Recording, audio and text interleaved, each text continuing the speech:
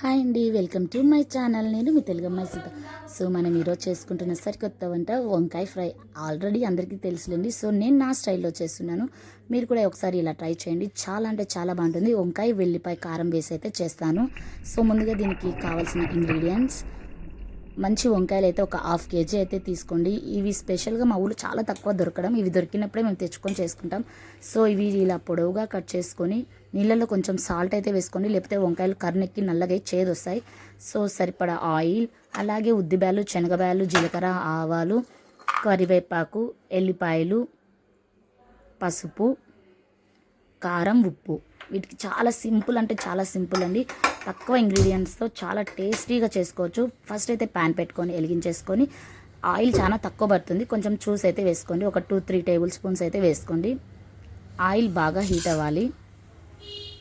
Oil heat అయినాక ఈ తిరువాత గింజలన్నీ మనం ఇందులో వేసేసుకొని కొంచెం గుప్పెడు కరివేపాకు కూడా అందులోనే వేసేసుకోండి. చాలా అంటే చాలా సింపుల్ అండ్ టేస్ట్ మాత్రం సూపర్గా ఉంటుంది. ఒకసారి మీరు కూడా ట్రై చేయండి. ఈ కరివేపాకు కూడా బాగా ఇలా చిటపట అరిగినప్పుడు 4 ఎల్లిపాయలు మనము ఇలా వేసేసుకోండి. కొంచెం పటాపటా నలగొట్టుకొని వేసుకోండి. టేస్ట్ చాలా బాగుంటుంది. ఆ స్మెల్ అనేది బాగా ఉంటుంది. ఎల్లిపాయ ఆరోగ్యానికి చాలా అంటే చాలా మంచిది. సో ఇలా వేగేటప్పుడు మనం ముందుగా కోసి పెట్టుకున్న ఈ వంకాయలు వచ్చేసి ఇలా పొడవుగా కట్ చేసుకోండి.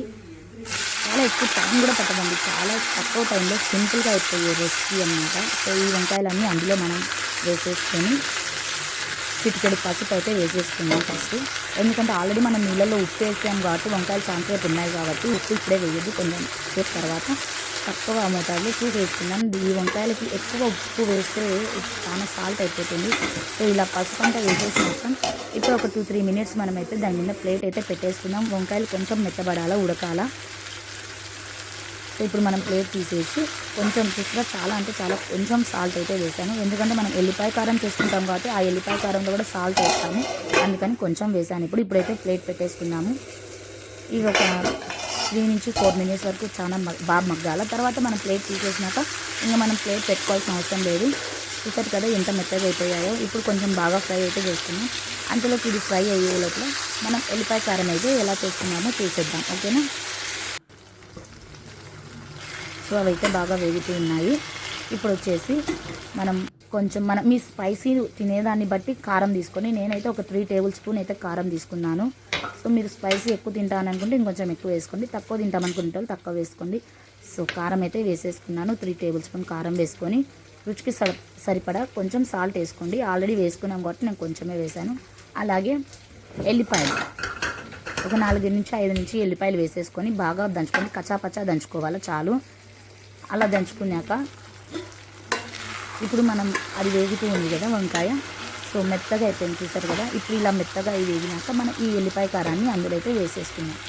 చాలా అంటే చాలా సింపుల్ అండ్ టేస్ట్ మాత్రం అద్భుతంగా ఉంటుంది. నోట్లో పెట్టుకుంటాను అలా కరిగిపోతుంది. ఈ వంకాయ అయితే నా ఫేవరెట్ అని అయితే చెప్తాను. వెజ్లో నాకు ఫేవరెట్ ఏంటంటే ఈ వంకాయ. మళ్ళీ నేను వంకాయలలో రకాలు ఉంటాయి, చాలా రకాలు, వాటిల్లో గురించి చెప్పడం. ఈ వంకాయ అయితే నాకు ద బెస్ట్ అనిపిస్తుంది. సో ఇలా వేసాక బాగా అయితే మనం కలబెట్టేసుకుందాం. చూసారు కదా ఎంత బాగా మెత్తగా కుక్ అయిందో. సో అంతే, రెడీ అయిపోయింది వంకాయ ఎల్లిపాయ కారం.